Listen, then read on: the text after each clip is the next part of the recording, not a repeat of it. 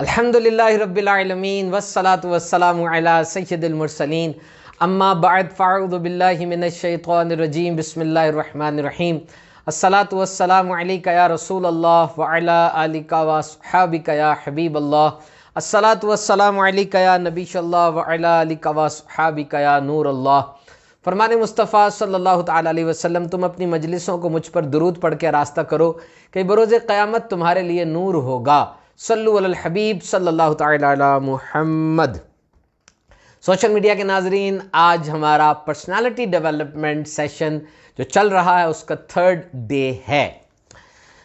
एक बस के अंदर एक नौजवान दाखिल हुआ और वो नौजवान बोल रहा था, चीख रहा था।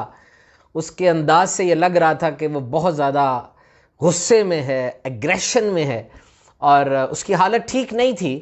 He was just crying, he was yelling, वो चीख रहा था और एक दूसरे को डांट रहा था, झगड़ रहा था। अजीब सा माहौल बन गया। अचानक वहाँ पर मौजूद एक बूढ़ी औरत ने उसके हाथ को पकड़ लिया और जैसे ही उसके हाथ को पकड़ा, उस नौजवान ने पहले हाथ छुड़ाने की कोशिश की और फिर थोड़ी देर के बाद वो बैठ गया और फूट फूट के रोने लगा। और रोते साथ ही उसके वो जज्बात, जो तलातुम था, वो एकदम बैठ गया और वो नौजवान पुरसुकून हो गया। लोगों ने पूछा उस माई से, उस बूढ़ी औरत से, कि तुमने इसका हाथ क्यों पकड़ा और इसे क्या हुआ? तो वो कहने लगी कि मैं एक माँ हूँ और मुझे पता चल रहा था कि इस वक्त इसे एक सॉफ्ट टच की ज़रूरत है और इसे किसी के सहारे की ज़रूरत है। इसे चाहिए कि कोई इसको दिलासा दे, और अल्फाज से नहीं बल्कि सिर्फ किसी के हाथ का दिलासा, किसी के हाथ का इसके जिस्म से मिल जाना ही इसके लिए एक बहुत बड़ा एनेक्डोट था। और याद रखिए, दिस इज़ द टाइम, ये एक वक्त होता है वाकई कि जब इंसान को दूसरे की ज़रूरत होती है। साइंटिफिक रिसर्च के मुताबिक जब बच्चा इस दुनिया में आता है, उस बच्चे का और उसकी माँ का अगर डायरेक्ट कांटेक्ट कर दिया जाए, यानी वो बच्चा अपनी माँ की गोद में हो या माँ के साथ बिल्कुल मिल जाए, तो उस वक़्त उस बच्चे के अंदर बहुत सी नई एक्टिविटीज़ वो शुरू होती हैं, बहुत सी नई चीज़ें पैदा होती हैं और उसका अपनी माँ के साथ एक कांटेक्ट, एक बॉन्ड बन जाता है। और दुनिया के बाज़ मुल्कों में बाकायदा ये रिक्वायरमेंट है कि जब बच्चा दुनिया में आएगा, उसकी माँ के ऊपर उसको रखा जाएगा और बाकायदा बाप के साथ भी अगर उस बच्चे को रखा जाए तो उस बच्चे के अंदर बहुत सी नई चीज़ें, बहुत कुछ ऐसा डेवलप होता है। So remember, this is very important that we must have a contact. किसी बंदे से किसी ने पूछा कि what was the first sign of civilization? तहजीब का, सकाफत का सबसे पहला साइन, सबसे पहली निशानी क्या थी? पूछने वाले अपने उस्ताद से पूछ रहे थे कि बताइए तहजीब की, सिविलाइजेशन की, और ये जो इंसानियत होती है, यूँ समझ लें, इसकी क्या पहली निशानी थी। तो यहाँ पर वो समझ रहे थे कि शायद आर्कियोलॉजी का चैप्टर है तो वो बताएंगे कि जी जो पहले मोहनजोदाड़ो में और हड़प्पा में हमें मिट्टी के बर्तन मिले या ऐसी आबादी मिली जिसके अंदर ड्रेनेज था और पाइप बिछे हुए थे, वो सकाफत की और इंसानियत की सबसे पहली निशानी थी। तो ऐसा नहीं है। कहने वाले ने बड़ी अजीब बात की।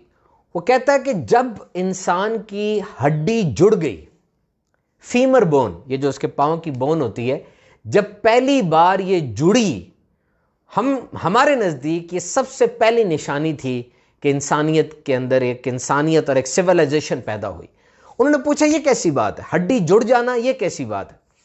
वो कहने लगा कि याद रखिए कि हड्डी का टूट जाना एनिमल वर्ल्ड में, जब जानवर हुआ करते थे और ज़्यादातर जानवर थे, तहजीब इतनी ज़्यादा नहीं थी, हड्डी का टूट जाना इस बात की निशानी होती थी कि ये बंदा मर जाएगा या ये जानवर अब मर जाएगा।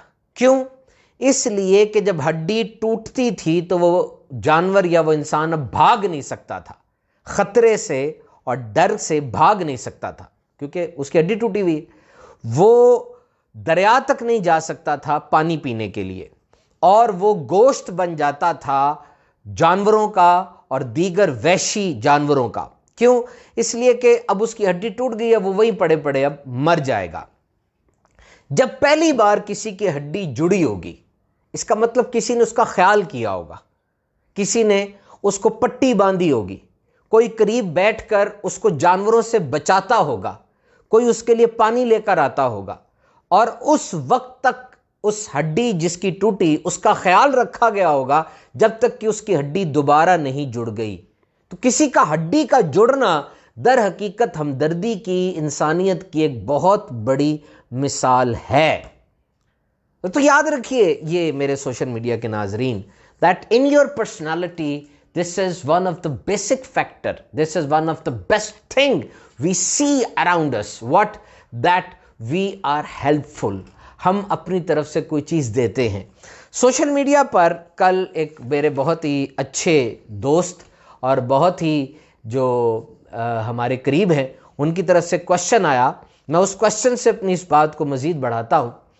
विल पावर को दोबारा कैसे ज़िंदा किया जाए। किसी इंसान में विल पावर ख़त्म हो गई, वो एक काम कर रहा था, एक प्रोजेक्ट के ऊपर था, अपनी ज़िंदगी में सही चल रहा था, लेकिन अचानक उसमें वो स्पार्क, उसमें वो काम करने की लगन वो ख़त्म हो गई। जस्ट ही has fallen from top to bottom, वो ऊपर से नीचे गिर गया, 100 से 0 पर आ गया। अब वो दोबारा अपने अंदर उस चीज़ को कैसे पैदा करे, how to revert, how to reinvent yourself. जिन्होंने सवाल किया, यकीन भी सुन रहे होंगे आप, ये गौर कीजिए कि अब उस बंदे को री इन्वेंट कैसे करना है, अपने आप को दोबारा उसने कैसे खोजना है। ये बहुत इंपॉर्टेंट क्वेश्चन है, बहुत ही ज़बरदस्त क्वेश्चन है। दुनिया के अंदर ऐसे होता है, जस्ट यू फॉल डाउन, आप नीचे गिर जाते हैं, तो आप ये नहीं देखते कि जब आप नीचे गिरे तो आप खुदाई करना शुरू कर दें ताकि आप मजीद अपने आप को ढूंढे। Remember, motivation is a fire from inside. Motivation कहते हैं उस आग को जो आपके अंदर से जलती है। अगर बाहर से वो आग जलेगी ना, उसका जलने का दौरानिया बहुत कम होगा और आपको वो आग ऐसी हरारत नहीं पहुंचा सकती। याद रखिएगा, often a new start is coupled with a harsh ending. कभी कभार बड़ा बुरा इख्तिताम होता है, बड़ा ही गंदा सा और बड़ा दुख वाला एंड होता है। हम समझते हैं खत्म हो गया है, दर हकीकत खत्म नहीं हो रहा होता, कोई नया दरवाजा खुलना होता है। और वो जिसको हम समझ रहे होते हैं कि वो बड़ा हार्श एंड हुआ और वो सब खत्म हो गया, खत्म नहीं हो रहा था मेरे भाई। एक लेवल खत्म होगा तो दूसरा लेवल शुरू होगा ना। जिस वक्त कैटरपिलर, जो छोटा कैटरपिलर होता है, छोटा सा कीड़ा होता है, वो समझ रहा होता है कि उसकी ज़िंदगी ख़त्म हो रही है, ख़त्म नहीं हो रही होती, वो तितली बन रहा होता है, उसकी ज़िंदगी का बेस्ट फेज शुरू हो रहा होता है। अभी कोरोना आया, कोविड-19 कैसी बीमारी है, कितना इस बीमारी ने क्लीन स्वीप कर दिया। ट्विटर कंपनी ने इसके बाद, कोरोना के बाद जो वर्क फ्रॉम होम शुरू किया कि लोग अब आ नहीं पा रहे ऑफिस में, तो वो घर बैठ के काम करें। ट्विटर कंपनी ने कंफर्म कर दिया कि इसके मुलाजिम अब हमेशा घर बैठ के ही काम करेंगे। That was a new beginning for him. उनको पता चला कि हम खर्चा बचाएं, इनको इधर बुलाएंगे, बत्तियां जलेंगी। That was a new beginning for them. तो एक चीज का इख्तिताम दर हकीकत एक नई चीज की शुरुआत होती है। याद रखिए, सलाहियतें आप में हैं। ऐसा ना हो कि आप अपनी सलाहियतों को इस्तेमाल ना करें, उनको जंग लग जाए और जब आप बिस्तर मर्ग पर हों, अब आप में कोई ताकत नहीं है, कुछ नहीं है, अब कुछ ही देर के बाद आपका ट्रांजिशन फेज आ जाएगा और आप दुनिया से चले जाएंगे। यही सलाहियतें आपके बिस्तर के गिर्द खड़ी हों और आपको ये बता रही हों, एहसास दिला रही हों कि देखो तुमने हमें इस्तेमाल नहीं किया था। फजूल मायूसी में पड़ के, नेगेटिव सोच इख्तियार करके तुम फजूल ही अपने आप को तबाह करते रहे। हम तुम्हारे अंदर थी, हम तुम्हारी सलाहियतें थी, तुमने हमें शाइन नहीं किया, तुमने हमें पॉलिश नहीं किया। क्यों डरते हैं, क्यों घबराते हैं? एक चीज खत्म होगी तो क्या दुनिया खत्म हो गई? कैसे हो सकता है? No, world is open for you. हाँ, ये मैं आपको बात बताता हूं कि कभी कभार विल पावर जब खत्म हो जाती है, मेरे बहुत ही करीबी दोस्त ने जो सवाल किया था, जब आप में विल पावर खत्म हो जाती है ना, कभी कभार जब मोबाइल की बैटरी ख़त्म हो जाए, उसका मतलब ये होता है कि मोबाइल के अंदर अपनी ताकत ख़त्म हो गई है। अब अपनी ताकत मोबाइल में नहीं है, इसको बाहर से चार्ज करना पड़ेगा। तो ऐसा होता है कभी कभार कि कोई आपको आके समझाता है, कोई बाहर से आके आपको सिखाता है, आप किसी की बात मानते हैं। ये जो फौतगी हो जाती है, लोग आते हैं, आते रहते, क्यों आते हैं? वो ये एहसास दिलाते हैं कि देखो जाने वाला चला गया, हम तो तुम्हारे साथ है ना। ये जब खुशी गमी में लोग मिलते हैं, we are living in a planet, we are all colleagues, we are having same destination, हम सब ने एक ही जगह पर जाना है। ये याद रखिए कि कभी कभार बड़ी बड़ी मोटिवेशनल तकरीरों से कुछ नहीं होता, कभी कभार बड़ी बड़ी नसीहत आमोज तकरीरों से कुछ नहीं होता, कभी कभार सिर्फ किसी बंदे की थपकी चाहिए होती है। कोई आके आपका हाथ पकड़ता है और सिर्फ एक जुमला कहता है, क्या मैं हूं ना, तुम कर सकते हो। बस ये चंद जुमले आग लगा देते हैं इंसान के अंदर, और वो खड़ा हो जाता है उठ के कि now I will do, now I will reinvent myself, now I will rise and I will conquer. अब मैं उठूंगा और अब मैं छा जाऊंगा। जो आपने काम शुरू किया था, जिस मकसद के लिए शुरू किया था, उस मकसद को याद कर लें। जब आप उस मकसद को याद करेंगे, आप में विल पावर दोबारा से रीजनरेट होना शुरू हो जाएगी। Remember, doing is having a magic in it. आप उठ के खड़े होकर बस काम शुरू कर दें, लिस्ट बनाएं जो काम आपके सामने है। इन कामों में जो सबसे आसान काम है, सबसे पहले उन कामों को पकड़ें। उन कामों को पकड़ेंगे, आप में एक रवानी पैदा हो जाएगी। जब रवानी पैदा हो जाएगी, अब मुश्किल के ऊपर जंप कर जाएं। आपके जिस्म में ऐसी एक तवानाई पैदा हो चुकी होगी कि वो तवानाई आपको आगे से आगे ले जाएगी ना। बिल्ट ए प्लान। सबसे पहले दोस्तों के दरमियान बैठे, एक प्लान बनाइए और उस प्लान को आगे लेकर चलिए। हमेशा बदतरीन के लिए तैयार रहें। फेलियर हो सकती है, लॉस हो सकता है, you will suffer loss, because याद रखिए जिंदगी की किताब मैट्रिक की, मैथ्स की या फिजिक्स की किताब की तरह नहीं है। आपने मैट्रिक की मैथ्स के अंदर थ्योरम्स वाला चैप्टर स्किप कर दिया, आपने मैट्रिक की केमिस्ट्री के अंदर इंडस्ट्री वाला चैप्टर छोड़ दिया कि चलो सवाल आएगा तो छोड़ देंगे चॉइस में। जिंदगी की किताब में आप एक सफा भी नहीं छोड़ सकते। जिंदगी की किताब में आपको एक एक लफ्ज पढ़ना पड़ेगा, एक एक किरदार से मुलाकात करनी पड़ेगी। कई चैप्टर जिंदगी की किताब में ऐसे आएंगे जो आपको अच्छे नहीं लगेंगे। आपका दिल चाहेगा कि ये चैप्टर खत्म हो जाए, लेकिन वो चैप्टर खत्म नहीं होंगे।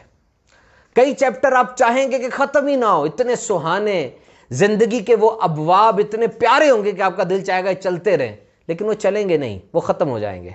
वो इंसान आपको छोड़ देगा जिस इंसान पर आपने पूरी जिंदगी का इन्हिसार कर लिया। वो ताल्लुक जिसके बगैर आपका जीना महाल है, वो छोड़ जाएगा, because we all have to go. तो ताल्लुक की बेस पे जिंदगी नहीं गुजारी जाती। जिंदगी में ताल्लुक बनाए जाते हैं, 1 2 3 4 5 6 7 8 9 10 जब तक जिंदगी रहती है। सो री इन्वेंट योर सेल्फ। बस डिप्रेशन का और एंग्जाइटी का एक बहुत प्यारा हल आपको बताऊं, अपने आप को मसरूफ रखें। बस अपने आप को मसरूफ रखें, अपने आप को प्रोजेक्ट्स देते चले जाएं, अपने आप को प्रोजेक्ट्स देते चले जाएं, ताकि आप बेहतरीन अंदाज से आगे बढ़कर अपने आप को मसरूफ रख सकें। Become the best version of your self. हमेशा अपने बेस्ट वर्जन की तरफ बढ़ते चले जाएं। मैं आपको बताता हूं, अभी जो यहाँ पर एक बहुत ही आजकल हमारे यहाँ पे चीज़ चल रही है, और वो है social distancing versus physical distancing. हमें कहा गया कि जी सोशल डिस्टेंसिंग रखी जाए। सोशल डिस्टेंसिंग वर्ड नहीं होता, याद रखें। ये सोशल डिस्टेंसिंग का वर्ड गलत है। फिजिकल डिस्टेंसिंग वर्ड है कि एक इंसान ने दूसरे इंसान से 1 मीटर दूर रहने की कोशिश करनी है। सोशल डिस्टेंसिंग का मतलब तो ये कि आप किसी से राब्ता ना करें, व्हाट्सएप ऑफ कर दें, फेसबुक ऑफ कर दें। Remember, this is not how the world works. ऐसे कभी हो नहीं पाएगा। इंसान के बगैर जी नहीं सकता। इंसान में खुश रहता है। मिसाल के तौर पे मैं आपको एक मिसाल देता हूँ। दावत इस्लामी के मदनी माहौल में मेरी जिम्मेदारी बड़े बड़े इदारों के ऑडिटोरियम्स में जाके, पाकिस्तान की बड़ी मायानाज यूनिवर्सिटीज़ में जाके बयान लेक्चर देने की होती है। तो हम जाते थे, बयान करते थे, लेक्चर्स देते थे, सब कुछ होता था। आज आप मेरे सामने कैमराज हैं, बंदे नहीं बैठे हुए मेरे सामने, कैमराज लगे हुए हैं और मैं आपसे कम्युनिकेट कर रहा हूँ। अब हम इंतज़ार करते हैं उस वक्त का कि जब लॉकडाउन ओपन हो, खतरे ख़त्म हो, तो हम आगे बढ़ के दोबारा आप तक आएँ, आपको फिजिकली देखें, आपसे फेस टू फेस मुलाकात करें। दुनिया का वो कामयाब तरीन वजीर खारजा, फॉरेन मिनिस्टर जब रिटायर हुआ, उससे पूछा कि सबसे अहम चीज क्या है रिलेशनशिप में, ताल्लुकात में। उसने कहा a handshake. A handshake is having no substitute. हाथ मिलाने का कोई मुतबादिल नहीं है। ये जितना कुछ है आपकी टेक्नोलॉजी मुतबादिल नहीं है। आइए मैं आपको दिखाता हूं कि मुझे वो चीज़ जो कि मोटिवेट करती है बहुत ज़्यादा, मेरे घर के अंदर वो चीज़ें मौजूद है, वो मोटिवेट करती है, वो क्या चीज़ें हैं आइए मैं आपको दिखाऊं। ये वो शील्ड्स हैं जो कि मुझे मिली, और ये वो शील्ड्स हैं, ये वो चीज़ें हैं जो मुझे मिली, ये सोवेनियर्स हैं, वो शील्डें जो मुझे मिली। और ये शील्डें आप देख सकते हैं इस वक्त के ये मुख्तलिफ़ इदारों से हमें मिली। आप देखें यहाँ पर ये पुलिस ट्रेनिंग कॉलेज लाहौर के अंदर निगरान शुरा भी तशरीफ़ लाए थे, वहाँ से शील्ड मिली। फिर हाफजाबाद के अंदर असातिज़ा इज्तिमा हुआ, इसके ऊपर वो लोग शील्ड दिया करते थे। प्रोफेशनल इज्तिमा commerce university Sahiwal campus university of Lahore vice chancellor साहब की तरफ से, और ये मुख्तलिफ दीगर इदारों की तरफ से, superior university commerce university Lahore की तरफ से, और फिर यूसीपी की तरफ से सेमिनार हुआ सरकार दो आलम खातमुन नबीयीन सल्लल्लाहु अलैहि वसल्लम की शान में, और फिर ये फास्ट की तरफ से, और ये दीगर इदारों की तरफ से जो हमें सोवेनियर्स मिले थे। These are actually a constant source of inspiration for us। ये हमारे लिए constant source of inspiration होती है कि इंशाअल्लाह ताला वो वक्त दोबारा आएगा जब हम आपके दरमियान होंगे और इंशाअल्लाह आप आगे बढ़कर ये चीज़ दोबारा से हम रीगेन करेंगे। So we have to observe social distancing and physical distancing, but this is not permanent। ऐसा नहीं है कि अब ये हमेशा के लिए है, हमें हर तरह से अपने आप को री इन्वेंट करते रहना है। हम टेक्नोलॉजी के ऊपर बहुत ज़्यादा इन्हिसार और इसरार नहीं कर सकते। टेक्नोलॉजी की एक ख़ास हद है जिस हद तक हमने इसको सर चढ़ाना है, इसका आदी बनना है। हमने बिल्कुल भी टेक्नोलॉजी के ऊपर, मोबाइल फ़ोन के ऊपर और दीगर चीज़ों के ऊपर अपनी ज़िंदगी का इन्हिसार नहीं रखना। मोबाइल फ़ोन के ऊपर जितनी भी तहकीक हुई, बिलाशुबा ये एक ऐसी चीज़ है जिससे फ़रार अब मुमकिन नहीं है। No escape from mobile phone, we have entered in an era. हमारी जो नई जनरेशन है उसको हमने एडजस्ट करना ही सिखाया है। लेकिन याद रखिए इस तहकीक के अंदर ज़्यादातर काम वो इसकी नेगेटिव पहलुओं के ऊपर है। Nothing is free in this world. कोई चीज़ फ्री नहीं होती इस दुनिया में। जब ये कहा गया था ना कि कोई चीज़ फ्री होती है, वो चीज़ फ्री नहीं होती, उसकी जो कीमत है वो आपकी आज़ादी होती है, फ्री थोड़ी है वो। जब सोशल मीडिया आया हमने नीचे देखा सोशल मीडिया आ गया है, और जब हमने निगाहें उठाई हम फ्री समझ के देख रहे थे उसको, वो अब हमारी ज़िंदगी का हिस्सा बन चुका था, हम उसके ग़ुलाम हो चुके थे और अब हम उससे पीछा नहीं छुड़ा सकते थे। सोशल मीडिया किसने ईजाद किया हमें पता नहीं है, इसका नाम सोशल मीडिया किसने रखा ये हमें पता नहीं है। आप एक दिन एक्सपेक्ट कर सकते हैं जिस दिन आप मोबाइल के बगैर गुजार दें, बहुत मुश्किल है आप वो दिन एक्सपेक्ट करें। Imagine a day without mobile phone. मैंने ये तहकीक पढ़ी कि बड़े बड़े सोशल मीडिया के प्लेटफॉर्म्स वो ये कहते हैं कि हम चाहें तो इंसान का मूड तब्दील कर दें अपनी टाइमलाइन में तब्दीली के साथ, यानी हम अपनी कॉन्फ़िगरेशन में तब्दीली करें टेक्निकली और इंसान का मूड ऑफ कर सकते हैं। हम इंसान को हम सुसाइड की तरफ, खुदकुशी की तरफ लेकर आ सकते हैं। इतना कंट्रोल हो गया इस सोशल मीडिया का हमारी ज़िंदगी में कि वो हमें इस वक्त हमारे मूड को कंट्रोल कर सकता है। They are playing with us, they are playing with us, वो हमसे खेल रहे हैं। अब और ये बात भी याद रखिएगा कि जब आप फेसबुक पर आते हैं, 10 मिनट आप फेसबुक पे बैठेंगे, दुनिया में मौजूद तशद्दुद की, खुदकुशी की खबरें, आप अपने दिमाग का एमआरआई करवा लें, एमआरआई करवा लें आप, 10 मिनट बाद आपका मूड ऑफ होना शुरू हो जाएगा। सिर्फ 10 मिनट के बाद, अगर आप बगैर मकसद के फेसबुक के ऊपर या सोशल मीडिया के ऊपर होंगे, पैटर्न चेंज होना शुरू हो जाएंगे। देखें, एक दफ़ा सोचें कि आपकी शख्सियत में आज इस मशीन का कितना अमल दखल है, कितना अमल दखल है। आपका खुश होना, उदास होना, आपका गुस्सा चढ़ जाना, क्या ये इस मशीन के ताबे तो नहीं हो गया? जब इस मशीन की बैटरी कम होती है क्या आप झुंझला तो नहीं जाते? क्या आपका क्रेडिट जब ख़त्म हो जाता है, पैसे ख़त्म हो जाते हैं, क्या गुस्सा तो नहीं चढ़ जाता आपको? क्या आप मोबाइल घर भूल जाते हैं? ऐसा तो नहीं लगता दुनिया ही उजड़ गई? पहले जो मोबाइल होते थे ना छोटे वाले, वो मोबाइल जब ज़मीन पे गिरते थे तो सिर्फ बैटरी बाहर आती थी।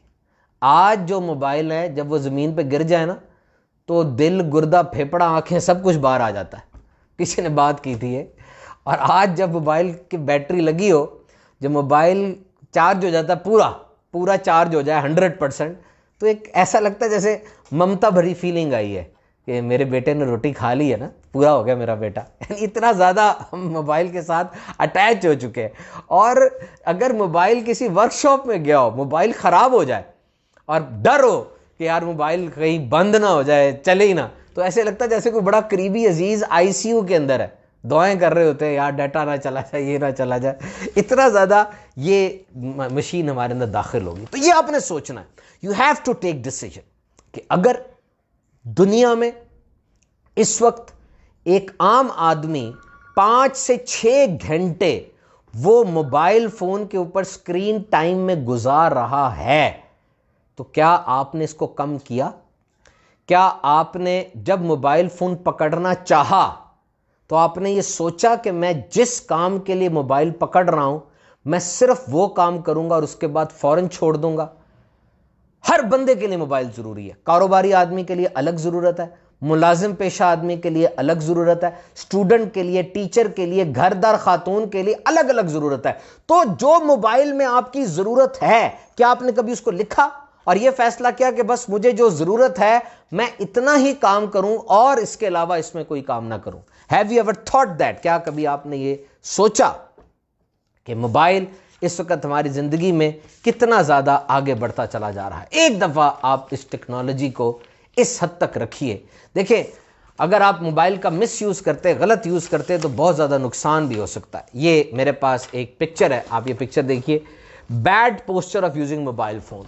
ये टेक्स्ट एक है कि आप मोबाइल फ़ोन जब इस्तेमाल करते हैं तो अगर आपका अंदाज ठीक नहीं है तो आपको बीमारी क्या लग सकती है। ये देखें, यहाँ पर एक बंदा दिखाया गया है, उसका ये चेहरा बिल्कुल सीधा है।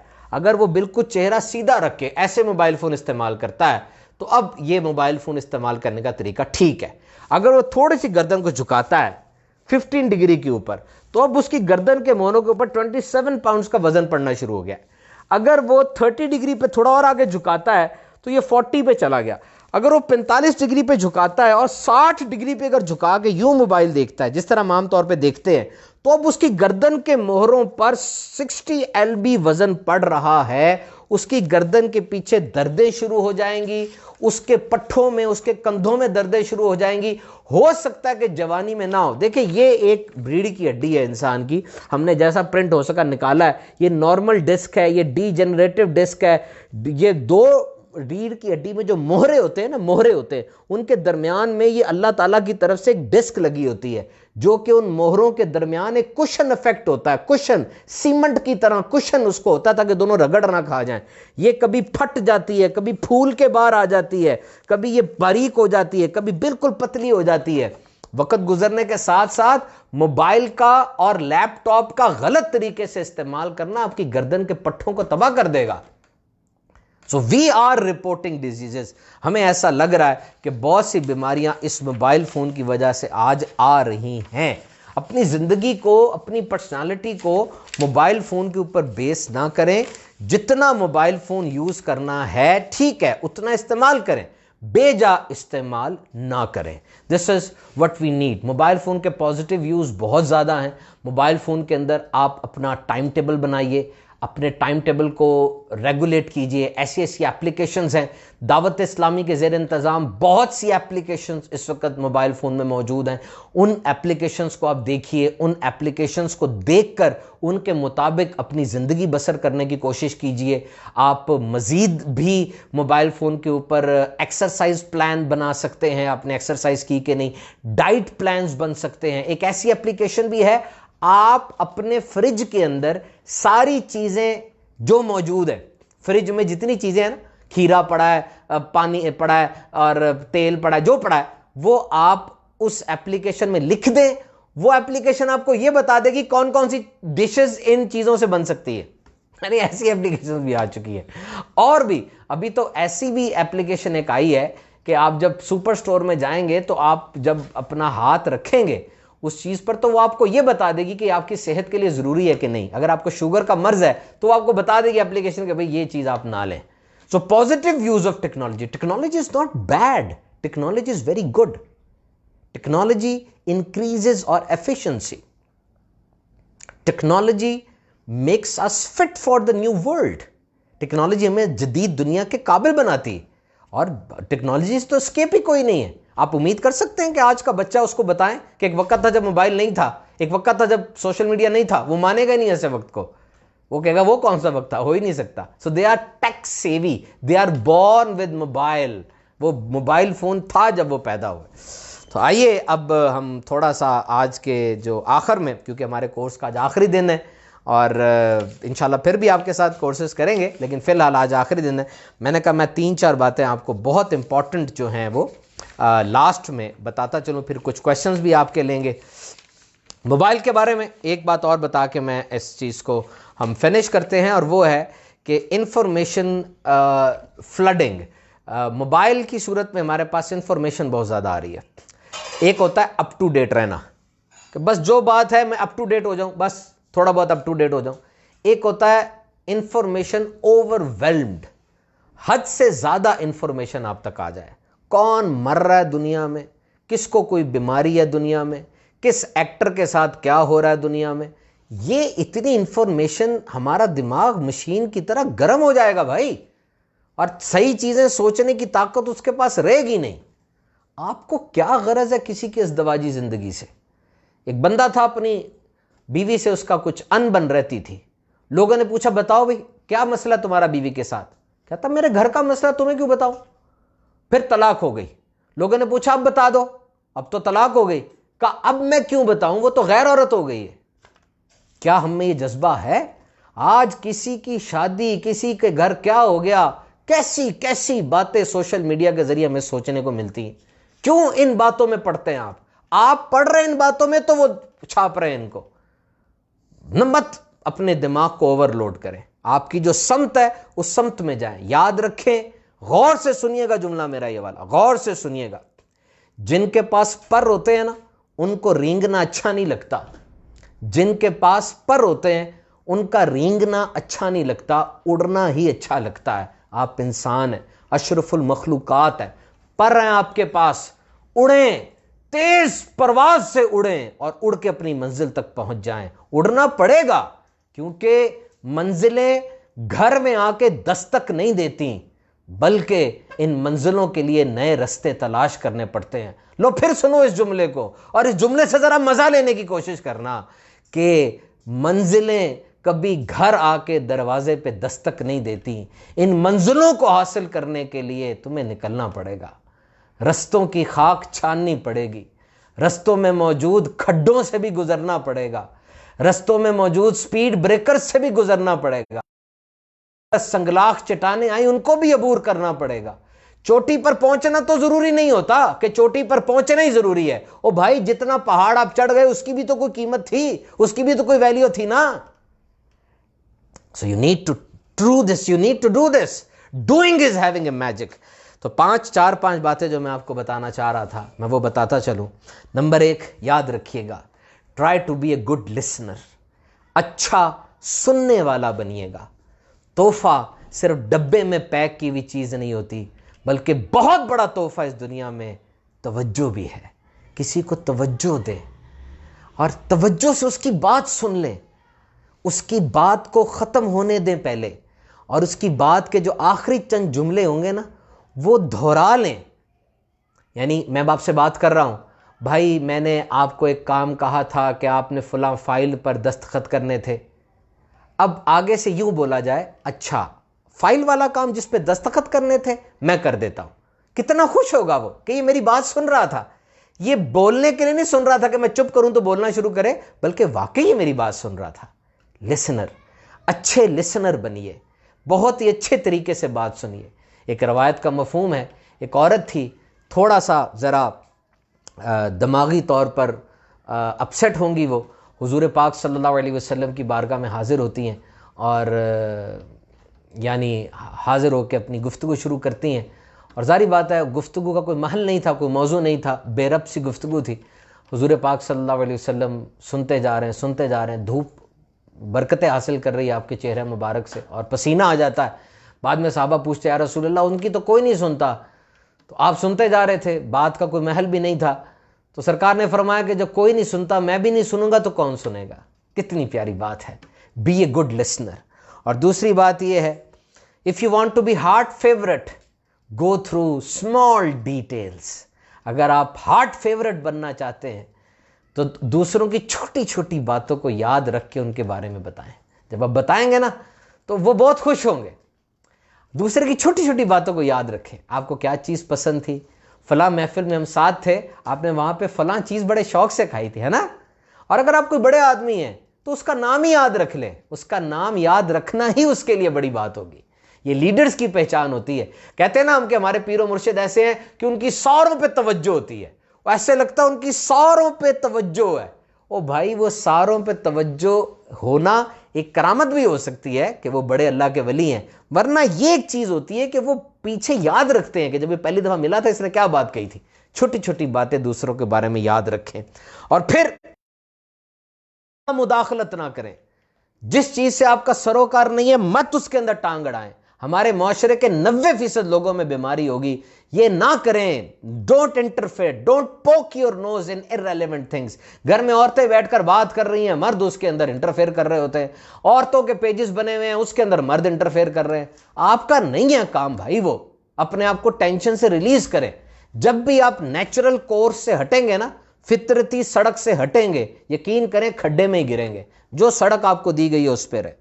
और फिर what happens to you and you respond, there is a space. याद रखिए, जो भी काम आप करते हैं, जो वाक़या आपके साथ होता है, उस पर जो रद्द अमल आपने दिखाना होता है, उसके दरमियान एक छोटा सा वक्फा आता है।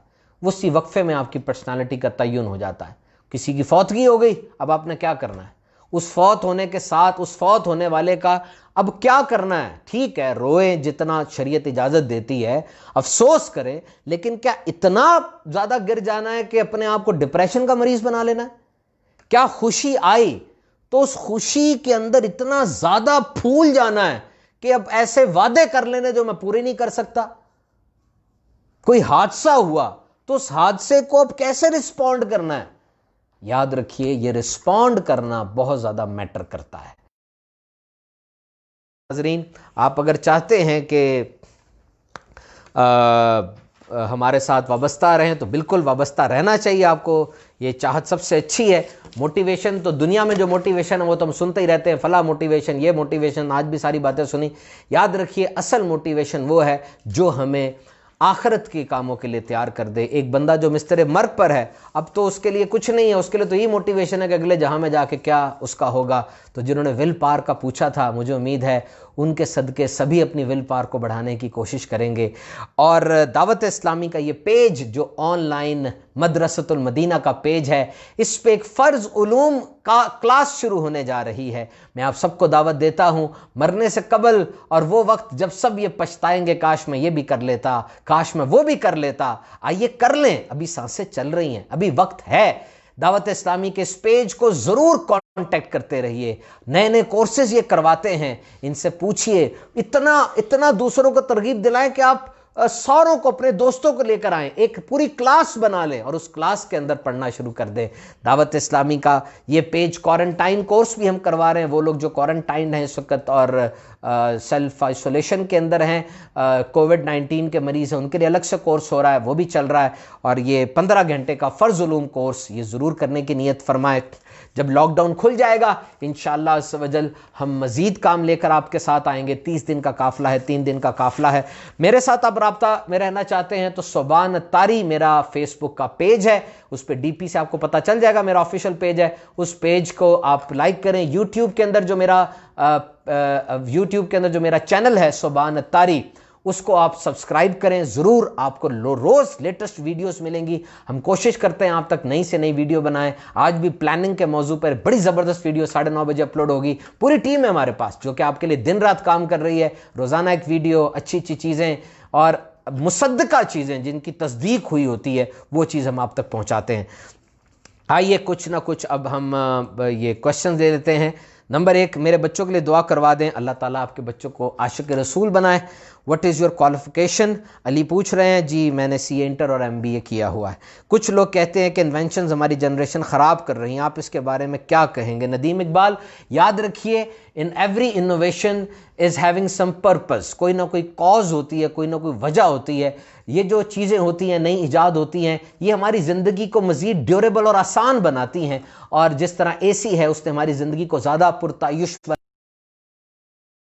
हमारी ज़िंदगी को ज़्यादा आसान बना दिया। इधर उधर की सुनने के बजाय मुसद्दका जगहों से हमें रिसर्च लेनी चाहिए। जैसे मोबाइल फ़ोन की वजह से रेडिएशंस जो आती हैं, बड़ा कलाम हुआ इस पर कि जी बड़ी नुकसानदेह होती हैं, हालांकि ये RF टेक्नोलॉजी है और इसमें कोई नुकसान नहीं है। इसके सिग्नल्स, इसकी ताकत इतनी कम है कि ये इंसान को नुकसान नहीं पहुंचा सकती। इसी तरह माइक्रोवेव ओवन के ऊपर जो भी स्टडीज़ हुई हैं उसमें कोई नुकसान ऐसा साबित तो नहीं हुआ जो कि हो। तो इनोवेशन उस वक्त ख़राब होती है जब वो हमारे कोर को, यानी हमारे इनर को डिस्टर्ब करे। मोबाइल फ़ोन आया, जिन्होंने मोबाइल फ़ोन बनाया वो लोग मुसलमान तो नहीं है, उन्होंने मोबाइल फ़ोन के अंदर वही चीज़ डालनी है जो कि मतलब उनकी तहजीब के मुताबिक है। वो लोग शराब पीने के बाद जो खराबियां होती हैं उसके ऊपर रिसर्च करेंगे, हैंगओवर के ऊपर। वो सूअर के गोश्त को सही साबित करने के लिए रिसर्च करेंगे ना, जारी बात है, उनका तो काम ही है, उनके लिए तो वो हलाल है। तो आपने जो भी नई इनोवेशन होती है उसके शरई पहलू पूछने होते हैं उलमा कराम से, और जब आपको उलमा कराम यस कर दें उस चीज को आपने अडॉप्ट करना है। मोबाइल फोन के अंदर गाने भी रखे जा सकते हैं, नाते भी रखी जा सकती हैं। गाने हराम है, नाते जायज है, सीधी सी बात। Innovation is never bad. अगर हम जमाने के साथ अप टू डेट नहीं रहेंगे, अगर आप अपने बच्चे को मोबाइल नहीं देते, आपका बच्चा किसी और के घर जाके मोबाइल देख लेगा, खाला के घर जाके देख लेगा। मोबाइल दें लेकिन साथ पाबंदियां लगाएं, उसको समझाएं क्या यूज करना है क्या यूज नहीं करना। Different between thinker and believer and what is my destination? Masood Ansari ये पूछ रहे हैं। याद रखिए ये जो डेस्टिनेशन है हर मुसलमान की तो एक ही है। मुसलमान को, मोमिन को जन्नत में जाके ही चैन आएगा। अगर आपकी ज़िंदगी का एक एक लम्हा वो अल्लाह ताला की याद में बसर होता है तो यही आपकी डेस्टिनेशन की तरफ एक अच्छा सफ़र है। पता कुछ भी नहीं चलता। यकीन कीजिए, एक लम्हे इंसान खाने के लिए आके बैठता है, थोड़ी सी सीने में दर्द होती है, वो समझता है पेट की गैस है, गैस नहीं होती, दिल का वॉल्व बंद हो चुका होता है। अस्पताल पहुंचने से पहले पहले ट्रैफिक के अंदर ही बेचारा दुनिया से चला जाता है। So our destination is we must be a successor in the world hereafter. हमें उस दुनिया में जो कि दायमी दुनिया है, हमेशा रहने वाली है, उसमें जीतना है अल्लाह के करम से। थिंकर और बिलीवर, बिलीव एक ऐसी चीज है जो इंसान को सेल्फ एक्चुअलाइजेशन की तरफ लेकर जाती है। Try to believe on your goals. अपने गोल्स की तरफ नजर रखें। आपके गोल्स क्या हैं? अगर आप पैसा कमाना चाहते हैं तो क्या आप बिलीव करते हैं कि आप पैसा कमा रहे हैं? किस वजह से कमा रहे हैं? अगर आप सिर्फ पैसा इसलिए कमा रहे हैं कि आपको पैसे से खुशी होती है तो याद रखिए कारून ने भी पैसा बहुत कमाया था, आपको कभी अरबों खरबों रुपया सुकून नहीं दे सकता। पैसे को मकसद ना बनाएं, पैसे को जरिया बनाएं। मैं मस्जिद में इन्वेस्ट करूंगा, मैं अपने बच्चों की हलाल रोजी से तरबियत करूंगा, मैं अपने मां बाप को पैसा दूंगा। ओहदा चाहते हैं, क्यों चाहते हैं? Believe in these things. आमतौर पे थिंकर सिर्फ उसको कहते हैं जो कुर्सी में बैठ के सोचता है और काम कोई नहीं करता। उसकी मुआशरे में अपनी अहमियत होती है, but try to be a believer. काम स्टार्ट किया है पर लोग गिराने की कोशिश करते हैं, क्या करूं? इसमें मैं एक बात आप सर्च करूं, जब भी आपका जो काम है, कोई दोस्त वगैरह शुरू करे, कोई दोस्त ने रेस्टोरेंट शुरू किया, किसी दोस्त ने होटल शुरू किया, अब सब चले जाएंगे वहां पे से फ्री बर्गर खाते हैं, सब चले जाएं, यार कोई बर्गर खुआ, सानू खाना खुआ। और ना भाई, उसने काम शुरू किया, उसकी हौसला अफजाई करें। वो एक प्लेट आपको खिलाता है, 2 प्लेटों के पैसे दें। अल्हम्दुलिल्लाह, अल्हम्दुलिल्लाह। मैं अपनी आदत आपको बताऊं, शेख तरीक़त अमीर अहले सुन्नत के सदके हमारी आदत है, जो कोई काम शुरू करता है उसकी हौसला अफजाई करें, उससे जाके चीज़ें खरीदें।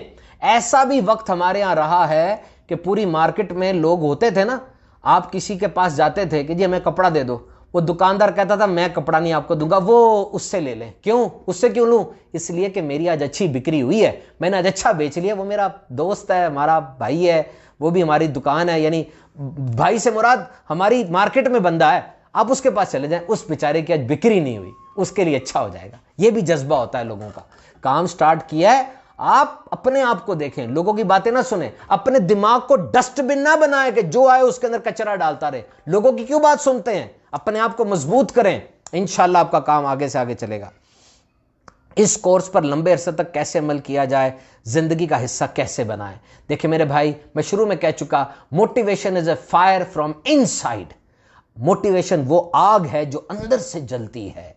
अगर आप बाहर की आग को देखेंगे तो उसका दुरानिया बहुत कम है। अच्छे लोगों से मिलते रहें, दावत इस्लामी का मदनी काम करें। अभी देखिए प्लाज्मा डोनेशन की बात की, अभी थोड़ी देर पहले सैयदी निगरान शुरा किबला हाजी इमरान अत्तारी साहब दामद बरकातुहुम अलैह ने हमारा एक मदनी मशवरा लिया। कितनी प्यारी बात है। प्लाज्मा, वो कोरोना के मरीज जो शिफायाब हो चुके हैं वो अपना प्लाज्मा डोनेट करें।